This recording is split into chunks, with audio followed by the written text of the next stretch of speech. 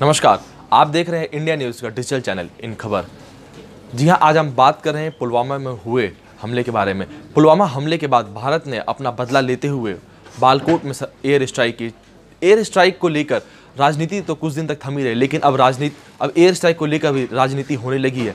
जी हाँ, जहाँ एक और ममता बनर्जी ने बालाकोट में हुए एयर स्ट्राइक के सबूत मांगे थे, तो वहीं कांग्रेस के दिग्गज नेता दिग्विजय सिंह ने भी प्रधानमंत्री नरेंद्र मोदी के ऊपर सवालिया निशान खड़े कर दिए हैं। जी हाँ, दिग्विजय सिंह ने बालाकोट में हुई एयर स्ट्राइक को लेकर प्रधानमंत्री नरेंद्र मोदी के ऊपर सवालिया निशान खड़े कर दिए हैं और उन्होंने कहा कि ये ना तो सवाल राजनीति का है और ना ही किसी और का, ये सवाल है उन माताओं और बहनों का जिन्होंने अपने भाई, बच्चे और बेटे को पुलवामा में खो दिया। इस बात को लेकर दिग्विजय सिंह ने कई सारे ट्वीट किए और हर ट्वीट में उन्होंने प्रधानमंत्री नरेंद्र मोदी से सवाल किए हैं। आपको बता दें कि दिग्विजय सिंह ने आज सुबह मंगलवार को करीब 5 ट्वीट करते हुए प्रधानमंत्री नरेंद्र मोदी से बालाकोट में हुए एयर स्ट्राइक के बारे में सवाल की और उनके सवाल के बाद अब सभी को यही है कि नरेंद्र मोदी इस सवालों का जवाब कैसे देते हैं। उन्होंने लिखा कि जहां उन्होंने बीजेपी के ऊपर निशाना साधते हुए कहा कि जहां बीजेपी के कुछ नेता कह रहे हैं कि 300 आतंकवादी मारे गए, वहीं योगी आदित्यनाथ कह रहे हैं कि 400 आतंकवादी मारे गए और बीजेपी के अध्यक्ष अमित शाह कह रहे हैं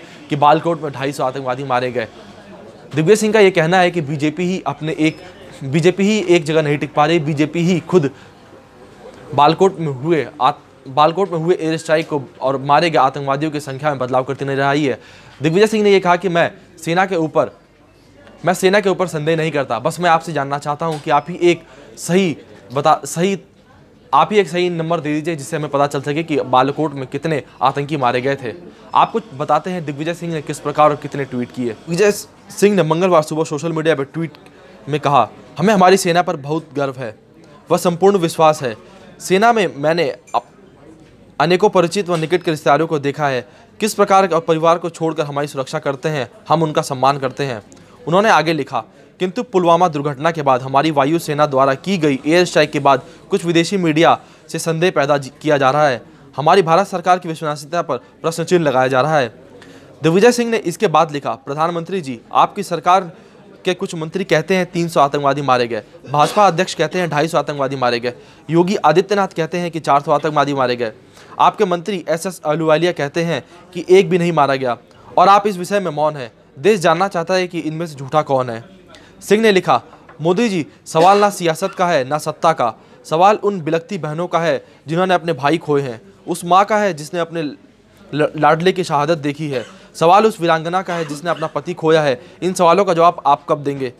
दिग्विजय सिंह ने प्रधानमंत्री से आखिरी ट्वीट कर सवाल किया, आपके वरिष्ठ नेता और आपकी पार्टी सेना की सफलता को जिस प्रकार से भाजपा केवल अपनी सफलता साबित कर चुकी है और मुद्दा बनाने का प्रयास कर रही है, वह हमारे देश की सुरक्षा कर्मियों की बहादुर और समर्पण का अपमान है।